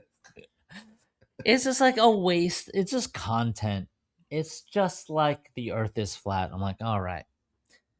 It's like bringing a dog into a ball. That's fine. I did come up with one good theory, and it's not for the lottery. Not for the lottery. What is it? I think it's undeniably good. That, you know how when a player or a coach, anyone calls a timeout, they make the T gesture, and that's a timeout. It's called. Mm-hmm. That's how it works. You call a timeout. Any player can have it. Anyone, whatever. It doesn't matter. I think it should be like that for the replay gesture. Anyone does the replay gesture, that's the call. Oh, yeah. People have mentioned that. Right. That's my idea. It's my idea. But then they're just going to stop doing it. And then it won't be an issue, which is good. But like, don't we want that like fun thing? Draymond Green just doing this the whole time? I actually don't mind it. I was like, that would get rid of it. I think it's funny. Because there's certain players that I just do not believe at all. Like Adem Bona. Dog. You want to replay? I don't believe you at all. And once in a while he's right. I'm like, I'm sorry, I misjudged you. Everyone, he'll just hit someone in the head with an elbow, and he's like, "Come on!" Doing his little pasta fork twirl in the air. Come on! Yeah. They'll show the replay, and he like punches the guy 7 times in the kidneys. I mean, my idea is still I've not heard anyone say, instead of someone fouling out and ejecting them from the game, let's keep them in the game, but give the other team. multi-ball. Give them 2 balls on offense, man, and they can just do what the hell they want. Just like keep the ball active, but you're only allowed to score on 1 hoop. Let's go multi-ball, even 3 balls, dude. But do both teams get to use 3 balls? No, it just works on 1 hoop. So what happens to the ball? Like, you better play some defense. This is what's gonna happen. You better start fouling people. I mean, that's like a very harmless rule because no one would ever agree to it. Yeah. It's like you could have it on the books, like, oh, you fouled out. Unless, like, no, it's fine. He's going to sit. We're not going to do the whole multi-ball thing. We haven't really been practiced for it, to be honest. Like, we don't even know how it works. No one does. Well, an actual rule, I think this might be serious. Now, if I can get a little serious for 1 second. Yeah, I think you should be able to buy back fouls with points. And you should have to negotiate it, being like, we'll give you 5 points if we can give Draymond another foul. I think that would be amazing. It's like they propose 7 points if Draymond gets to stay in the game with 1 extra foul. Yeah, I like that. That's a good rule. It's kind of fun. Complicated, but fun. It should only be able to happen like once also, just because we don't want to slow things down. Yeah. And the people who are like fewer games, I'm like, come on, man. No, dog. I want more games. Basketball is fun. There was no games this weekend. I was kind of like tweaking over here. So I'm in agreement with you on that. I do have concerns that the number of games and the mileage, the pace, all those things are contributing to injuries. And I also don't really mind if players sit out. Like, it's okay. It sucks, right? But it's fine. Right. I get it. This is the cost of doing business. But people are like, yeah, they need to have like 40 games and then they'd play all of them. And then they wouldn't get hurt. Are you sure? You sure that's what would happen? James Dolan's like, yeah, I'll give up those ticket sales for 20 less games. Like, in what universe? Well, that's never happening. But I just mean, are we sure that there wouldn't be just as many injuries? Like, what? There's been a lot of injuries already, and we're like more than halfway through. We haven't hit 82, but the players have gone down already. The season is really long. When Halliburton went down, when the Celtics kind of faced all those injuries and walked their way into an asterisk chip, I was like, the NBA might look at this because it's a time when everyone's paying attention. And when you have superstars snapping hamstrings, it is a built up thing. It's like CTE. It doesn't happen on a big hit. It's built up throughout their whole careers. And then it just kind of hits a tipping point. And we see it, the tipping point, when the season drags on for months and months and months. But yeah, rest players, build deep teams. Like, there's no industry that isn't kind of suffering. And the optimization of athletes has a tax, and this is it. Yeah, I mean, even looking at, you look at footage from the 90s or 80s, it's just not the same sport in terms of its demands on your legs. It may be dunk contest. There may be more physicality. There may be more jostling. There may be harder fouls and people hitting the ground in different ways. Like, that could all be true. But the accumulation of stress and motion and the speed in which they're getting up and down the court, the amount of space they have to cover horizontally and vertically, the amount of times your legs are bent, the amount of times you're in a crouch. You go back and you watch Allen Iverson's teammates, like 80% of the guys on the court aren't bending their knees. They're just kind of easy. They're milling around. Take it easy on Matt Geiger, man. He's not catching strays like flat earthers over here. But it is crazy. You go back and you watch like late 90s. They aren't bending their knees. They're milling around in the paint. And one guy is kind of just going ISO, and it's Tracy McGrady, and he's goated. I mean, there are valid complaints with the slam dunk competition. I think in a way, until there's an innovator to come along, we have hit kind of a saturation point where we're like, we don't really need to see this action if we're not enjoying what we're seeing, because it's phenomenal what we're seeing. Even yesterday night, like, if you look at Clyde Drexler's dunks in his dunk contest, like we're looking at two different concepts. What do you mean? Athletic He kind of ideas. he rocked the baby. Yeah, right. He kind of dunked it. I mean, Dominique versus Jordan, famous. Those dunks, all respect to our beautiful childhood memories, are like not even close to the losing dunks from a few years ago. I Um, mean, Dominique's windmills were fire, but the ones he did in games were just as good as the ones he did in the dunk yeah. contest. Like I mean, they were awesome dunks because he would do them like off of a drop step or yeah, off of vertical in a game, and it was the yep. same dunk. Amazing stuff. Right? Dominique was probably, I mean, if you ask Candace Owens, he was from 2026. He just went back in time to dominate in an inferior era. Well, I remember one time seeing him walking on the street, and all the street lights were going off as he walked right by him, and he said that he was astral projecting back to the dunk contest that very night. He actually called me and told me he was an alien. Anyway, let's talk about. Yeah. Don't you want to know about my thoughts about shortened season? But like Silver answering all those questions this weekend, man. So glad not to be like incriminating his boss, Steve Ballmer, with actual questions. Like getting 200 influencers to kind of lob demands onto him. Muddy the waters. It's a grievance bonanza right now because then we have people being like, oh, it's not competitive. Like the NBA is dead. I'm like, yeah, whatever, Pro Bowl. No one cares about this thing. And to me, it's all about this tanking thing, this cheating thing, this draft thing, this quality of game, all-star game thing. It's all about paying people the right amount of money because the Emirates Cup, however LOL it is, it's incentivized because the players are heard a number that make them think it's worth it. So they're playing one extra game, the Spurs and the Knicks, and there's enough money on the table where they're like, let's go. We're game for this. Because no one does anything for free, especially when they're humiliated on a level constantly by social media, by critics, telling them they're lazy and not Dominique Wilkins. But if you paid like the winner of the All-Star game like $1 million a head, they're going to try. And there's money. I think a lot of these NBA players are such psychos that if you just give them any reason to be competitive, that little switch kicks in. Not in the All-Star game.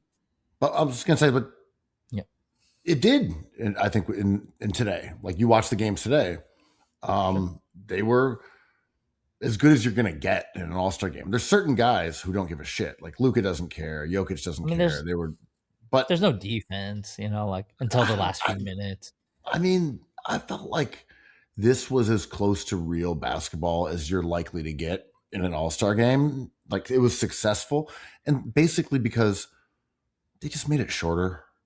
Like, hey, we're going to have little teams where you're going to play up more minutes when you're on the court. So you're actually going to be out there a bunch if you want to be. A lot of the guys, Giannis, Curry, didn't play. So you were left. I mean, no one talks about that, but you were left with guys who kind of wanted to be there. Norman Powell, Jamal Murray, they stunk, but they're happy to be in an All-Star game.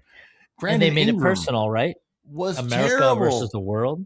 Yeah, Brandon Ingram was an absolute bum out there today. He didn't even play in the last game. He was like 0 of 4 from the field with 3 turnovers and 0 points. They benched him. Like, you're not good enough to play in the final round.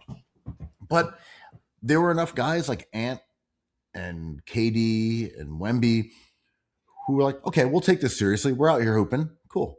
Yeah. I mean, KD, famous. Yo, what's up with KD's burners? Are those real or what? Hold on. Burner boy. Hold on. Let's do a couple minutes on the game and then we'll finish up. We'll finish strong. All right, moving along from KD's burners. So Katie told me about these tweets. Anyway, let's talk about the All-Star game. Anyway, Norman Powell. Um, it is a convention. It is a Shriners convention for the NBA corporation. I think in every walk of life, workers have kind of the entire Zoomer generation have kind No of one wants to realized work anymore. No one wants to work. they realize like how the deck of cards is stacked against them, right? Like whether that be home ownership, having a dog in a bar, or like your role as an all-star on an NBA team, as players are just getting flipped and have to move their families and talking to each other. Chris Paul just gets like unceremoniously dismissed from his job. Like They arguably see, the greatest point guard in history, if not yeah, top 3. and they frame him as an asshole. They're just like, well, he was a bad locker room dude. I'm like, what are you doing? This is like a goated made man. He's Pesci walking into the room over here. And players see this and they're just like, yo, listen, I'm here for the money. I'm here to be Kobe Bryant number 2. But I see what you guys do. You're just trading us away or like humiliating us in the media. Like, I They're am like, hey, not look, I'm going. not suicidal. Yeah. I'm Right.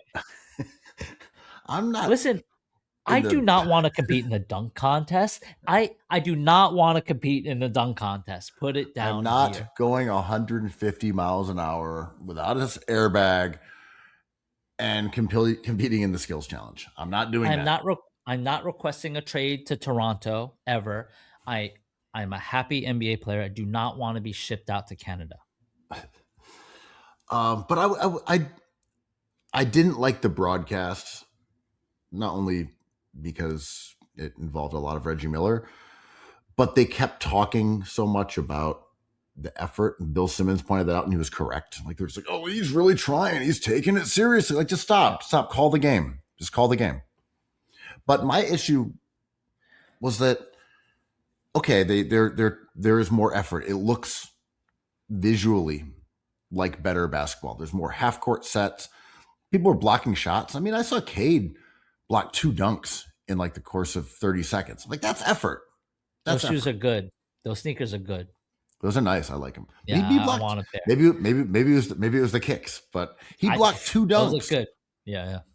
I was like, okay, he's trying. Wemby pinned Cade's shit. Like, okay, there's some shot blocking going on. There's some defense. Kawhi was stealing the ball from people, jumping into passing lanes. I mean, he was just outrageously good, making Steve Ballmer look like a genius. I mean, it's my whole thing, not to sound like a hater, but like, I cannot waste time thinking about this. I love All-Star Weekend. I love the highlights. I love watching if I can. But like, I cannot get into a debate about this because I know what this is. It's an exhibition. It's a Shriners convention, right? Like, the real ball is coming. I know because this is what happens every year. So I'm here for the penmanship award. Give me give me that red ribbon for coming in second in penmanship. The grievances about the All-Star game are disingenuous. They're a false flag, if you will. Yeah. They're even at most they're about like, I'm in my Greenland bot mode here. This is an attack on the NBA that the players kind of in which the players skew liberal. So the problem is these guys don't have the Kid Rock heart. They are all bad bunnies running around. Hooping everywhere on the snow. Liberals. Exactly. Liberals. And then the basic comprehension or accusation would just be like, ratings are down. This sucks. These guys are lazy. I thought they were a bunch of liberals. Turns out they're all selling drones. Who knew? wasn't aware of that. Hey man, you got a bomb from far away. But I would say yes, arguing about All-Star break is bullshit. This is all true. But it is also because there is just a break in the action. Like we're forced to talk about this because they've stopped showing other games. Like, Yeah. like here's your gruel. You're like, oh, but I want the regular season gruel. Like, well, you can't have it. You can have some All-Star gruel. Fine, I'll do it. Fewer games. That'll work out great. Like, Yeah. oh man, what if they did no games? What if, like, you Right. think of how healthy those players would be if they did like one game a year. Yeah. Like we'd all tune in, we'd all watch the one NBA game, and then we wait. I mean, you're 12 not months- far 12 from the months. NFL model, man. Like 16, maybe 17 games, 18 weeks, and then it's just over. We have the Gamble playoff on them bracket. all. Yeah. With a sheet pizza. Yeah. But like the real Silver was like Giannis just has less than 1% of this company that's worth $11 billion, and it does not take a half Chinese or full Chinese person to do quick math here and be like, that's a lot of millions of dollars that Giannis has stake in this company. Are you saying it's $55 million? A $55 million share of this company that he's partnered with? Like, I don't know at what point we enforce rules, because one would accuse me of being an NBA technocrat here. But like, if you have Kawhi and Ballmer breaking a cap rule and Giannis being Pete Rose number 2, that structurally is not good at the very least. Look, to me, it seems fine. You know, just like whatever, man. Like, did you see the jams? Like they're doing slam dunks out there, man. What, like, yeah. James Harden, can't stand him. Can't stand him. These guys are a bunch of pussies, is what I'm saying, man. Bunch of punks. But there's truth to that bit, right? Because I think we know a lot of people at bars at Nubu Classic that might be like, I'm not that into the league. Are the Knicks gonna go far? Like, I got a job, I got a family. Are the Knicks any good? Like, should we get together and watch this game? I'm like, yeah, I'm a huge dork. I'm a loser dork, right? That loves basketball and wants to see justice where it doesn't exist in the corners of Intuit Arena. But like, yeah, I'm a huge loser. It's like, look, are you ready for the blood feast? Are you ready to embrace the horned deity as your lord and master? Is Baal really life for you? Or are you just making conversation as the jazz men play in the background? You know, when Curry bounces the ball and he's like, that's a dead spot on the court. Yo, don't dig too deep, Curry, because there's bodies under there. They haven't been eaten yet. Oh, that's the Zorro Ranch of Oracle Fieldhouse, or whatever it's called. Beef Stew's here fighting for his life, not to get eaten. That was my favorite game of the year haymakers so far. That was my favorite. Chuds rejoice. The Celtics are good. Con Knippel's good, and there are fights, man, like for real fights. That was the perfect fight, though. It was great. No one actually got punched, really. No one got hurt. A couple guys got suspended. They missed. Yo, Beef Stew in slow-mo. Woo, he got took. Bridges was going to end him, man. Hard to say. He got put in the headlock, but wow, he did shoot the leg. He did shoot the leg. Lutnick ass take. No, I mean, he ducked the sloppy overhand right and shot the leg. But then Beef Stew started tearing at his hair. Started biting him. They're eating basketball players on the island. But that was a fantastic fight. Then everyone kind of did their role. I got to say this about Jalen Duren, who was in his first All-Star game today. Magnificent villain. He has such He's got Megatron written all over him. like an evil handsomeness to him, and he's built like a machine. He's so good. Like, yeah, as a Game of Death him shit. just him just kind of malevolently grinning with his fist poised as Diabate is like flailing around like an injured child who just got his face mushed, and Yeah. he's just there. Oh yeah, he's such a good villain. He's imposing in a way that like Giannis is not, in the way that Wemby is not. They're smiling like dudes you want to pass the blunt to, but Duran is imposing. Yeah, I mean, his arms are like tree trunks. Yeah, he's a fantastic villain. And it's funny because early in the season, I was like, yeah, maybe they trade Duran for Giannis. That feels like, and I remember, I think you said, well, the Pistons fans wouldn't like that. I'm like, yeah, that's true. Now I kind of don't want that because like this Pistons team has something brewing and I don't want to see it interrupted. If they fail, then maybe you've got to make that trade. You've got to figure it out. But let's see if this team that seems pretty locked in can make noise and take a run, because they're a wonderful, mean-spirited group of jerks. I'm into that team. But I love the flamboyance of the Cavs and them leaning into a player like Harden. Like, if Harden's healthy, I love these showboaters, man, versus like hard-nosed Detroit ethos. Like, I think it's going to come down to those two teams in the East. I mean, I think the Knicks are in that mix, and I like all of those teams. They're all cool and they're all different. And we didn't really talk about Harden on the Cavs, I don't think. No? Other than, as much as I believe Garland is a really excellent basketball player, and I think he's a winning player, and he's younger. Maybe there's younger. In terms of just natural ball handling ability and the way he can move, Baal, he's kind of like maybe second only to Kyrie and a lot of the things he can do on the court. He's hurt and small, though.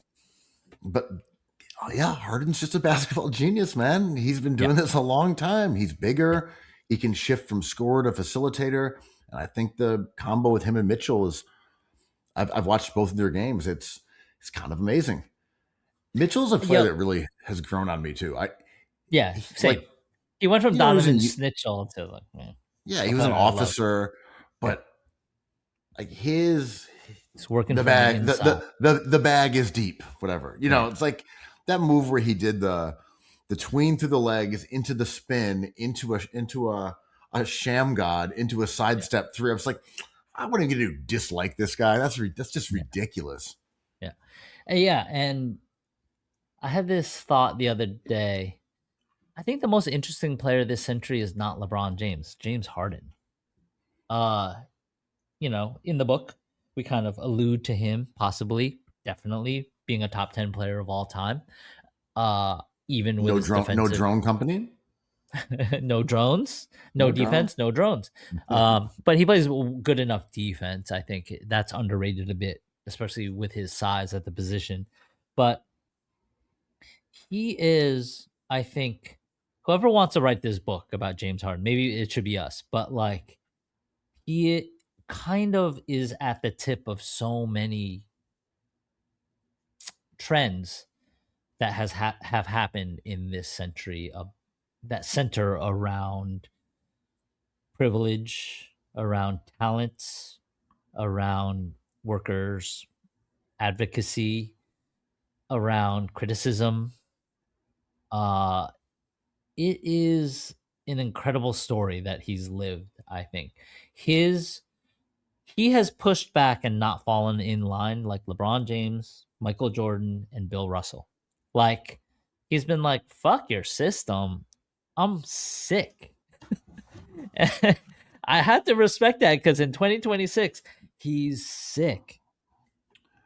Yeah, and LeBron James, for as much as he embodies the modern athlete and has taken pains to make himself the exemplar of that prototype, the player autonomy, player entrepreneurialism. He got his rings. He came back to Cleveland, won there, sort of checking off that box for the hometown team. Yeah, he's still fitting a lot of sort of classical paradigms where Harden, who could even say? None of these are paradigms. He's like, look, I invented an entire new way of playing basketball. I invented all the footwork that everybody uses. I kind of just go play where I want. Out of the blue, I'm going to Cleveland. Yeah. Where the fuck did that come from? Sucks? My boss. Fuck him. Send me somewhere else. You know what? Send me somewhere else. I will dominate. You know who's a liar? Daryl Morey. Send me out. Yeah. But I kind of want to talk about the real key move of this month that we didn't talk about. Jeremy Sohan on the Knicks, man. Oh. Woo! Let's go. Let's add some crazy into this cocktail, man. I like the move. Annoying voice. I love the move. If he was good, he wouldn't be free. But he's going to piss someone off, and it's going to be valuable. He's going to get under someone's skin, and someone's going to get ejected, man. And that person is Beef Stew. Yeah. I mean, it's going to come down to him and Beef Stew when the Knicks get eliminated. My thing with Sohan is that he was pretty good last year. He wasn't great. Was he? He was bad last year. He's never been good. I disagree. I think last year, 2 years ago, when they tried to make him into a bullshit point guard to run around with rookie Wemby. So weird. That was a disaster. To our conversation last week. Like, you're just making everyone point guards now. Yeah. That just did not work. I understood that he was big and mobile and was like an okay passer. That was a disaster. Good ball handler for his size. But last year when they, stripped him of such duties and had Chris Paul running the show a lot, he was a much better player, at least in terms of like statistically. He wasn't turning the ball over rampantly. He was actually kind of efficient for a guy that's... Wasn't it like a -3 deep BPM or something? He was... Last year he was okay. He's never been able to shoot, right? It's like no, around 530. Yeah. He's like 30%. So he's not a non-shooter. He's just a bad shooter. Yeah. I mean, what he does well is he's like a weirdo, right? He's chaos, which is valuable. So last year he had a true shooting percentage, and he played 1,300 minutes, so limited time. And this year he's only played 350. So we really haven't seen him play that much in a couple of years. But last year he was okay. True shooting percentage of 59%, which is like a tick above league average. Yeah, that's like Tatum. That's like Tyrese Maxey. Yeah, I mean, just a true shooting percentage. BPM was minus 1.2, which is like, that's fine. That's okay. It's okay. That's okay. It's okay. But his career that was the best season of his career. Yeah, yeah. But I'm saying average. I would be optimistic about that being his best year because he played 5 times as many minutes that he's played this year. Yeah. He was part of the rotation. I don't know. I think getting him for free is he can defend. He had suitors, and I love it. He chose the most interesting path for himself, which is great because, like, if he's unhappy, like, dude, you chose this. But the Knicks made some savvy moves, and just saving that little bit of money that we criticized them for doing, I think, was to have this in mind. And now they have more money for Chris Boucher, if that be the case. If they add Boucher, Alvarado, and Sohan, I see the vision. I will be hopeful. I don't think this is the team, but that's not terrible. I mean, getting a guy who can rebound, who can defend, who you could put on the floor next to Cat and shore up some of the defense with him at the 4. I don't think he's going to play much either. I'm saying in theory, putting him next to Mitch would be annoying, but putting him next to Cat is fine because Cat's such a good shooter. You could kind of use him as a more conventional old school 4. I don't think he'll play a ton either, but you never know. People get hurt. People have to rest. We got to talk about burners, and that's the perfect pod. And cookies. What's up with your boy KD? Okay, so there's a couple things with KD were going on today. He's been super active on Twitter over the last like few days or a couple weeks, whatever. Like just responding, name searching, just Watching classic slam dunks and old all-star games. Yeah. he's just been on Twitter a shit ton. I don't know what's going on with his life, but he's been on Twitter a lot. Maybe he's reading the Epstein files. Maybe Go to the club with Harden. Just go to the club, man. Get off of Twitter. Just go to the strip club. He's on Twitter way too much. So we got into it with someone who was like, why won't you address the drones? And Katie ignored the drones. So he got ratioed to hell by the guy who was like, the guy's got like 45,000 likes. Like, why won't you talk about the drones, dude? You're just going to run and hide. So he's kind of already on the ropes. And then these leaked group chats came out where he's seemingly just, if they're real, talking with fans while shitting on his teammates. I'm like, is this a false flag? Is this real? Is this a normal size collar? Dude, I don't know. Do we have to find a new slant? Like, I can't tell at this point what's real, and he can just deny it forever, I guess. Like, he should not admit it. People in these group chats clearly seem to know it was KD. I mean, they were asking him questions and talking to him as if it was KD. I don't know who they are, if they are strangers, if they are his friends. I actually don't know. But they're saying like, hey, when are you going to get back on the floor? Like they're talking to him. And he's not even concealing his identity. He's like, yeah, sometimes I miss Ben Simmons. At least he would pass me the ball. Like he's just talking openly as himself. But he's talking shit about, if these are to be believed, about Şengün, about Trae Young, Steve Kerr, about Curry. He's very race based. He's talking a lot about the light skinned players. Curry, notably, amongst others. He talks a lot of shit about Trae Young, who was glazing him since he was in high school, and his bad breath, according to KD. A bunch of stuff. Oh, he calls his teammate Jabari Smith the R word. This is not out of character for KD, sadly, right? Like, if anyone was going to be accused of this, I'd be like, is it Josh Hart or Kevin Durant? He's arguing about rap, and his opinions seem very much like KD. he's like sons of man, dude. He's like, yeah, you telling me you F-bombs are riding around listening to Lil Wayne's Lollipop? He's on there being like, yo, I was in calligraphy contests when I was a kid. I peed on a guy.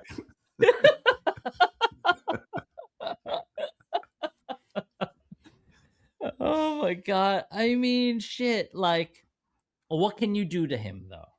Right? Because he's backed up by the players union. Let's say this is all right. Let's say this is true. Do you just like, all right, we got to deal with this guy. I believe the Rockets signed him for 2 years. He's on this team with Şengün, who just seemed not to take Kevin Durant's side on some of these tweets, but like, fans say this stuff all the time. Şengün's kind of an annoying player. He's like a villain. He presents himself as a villain. I'm just like, are we at the age where a player can get away with this and being like, I am just realer than everybody. I'm realer than Giannis. I'm realer than Steph Curry. Draymond Green thinks he's got heaters. I'm the one with the real hip hop.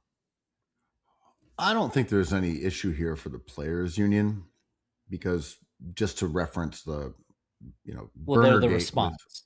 Right. But I was going to say the Burnergate, the issue there was the divulging of information. And from what I've seen from these, he isn't doing that. I'm not saying he hasn't, but I've only seen him basically insulting his teammates and like calling Russell Westbrook a triple-double cocaine bear. No, I mean, like, what if the players union have to wait to see what the Rockets do, if anything? And if they're like, listen, he's suspended, he's going to take a leave from the team, the players union might be like, you can't do that. Like, he didn't break any rules. Right. I don't know how it works. Like, there may be informal rules on a team where it's like, oh, you've done something disruptive to the team.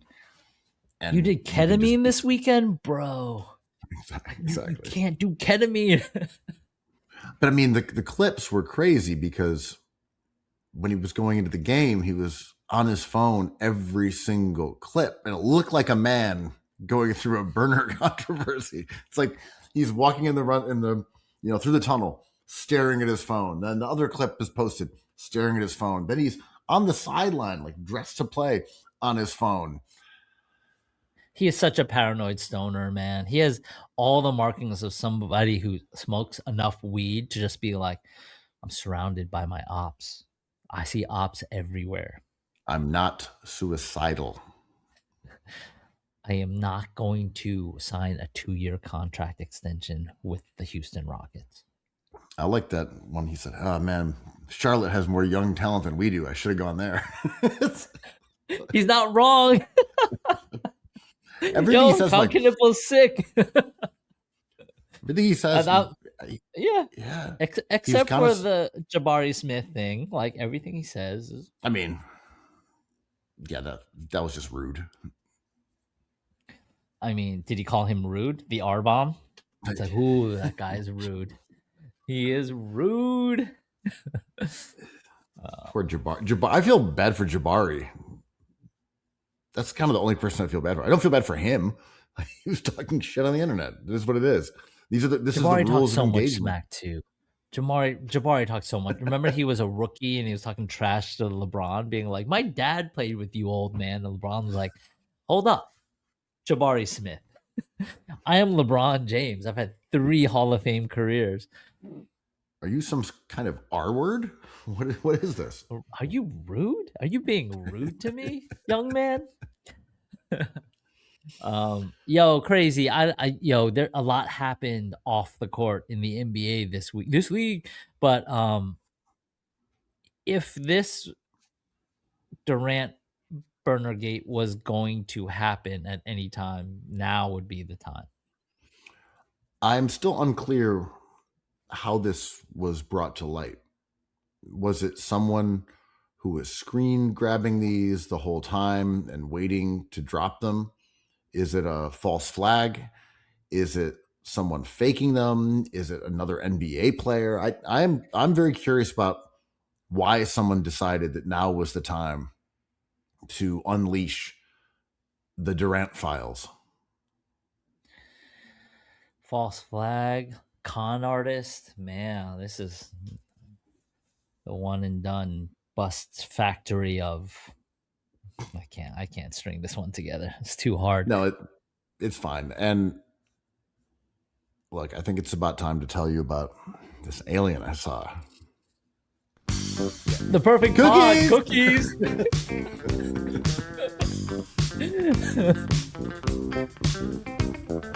I love cookies. I love cookies. I love cookies. I love cookies.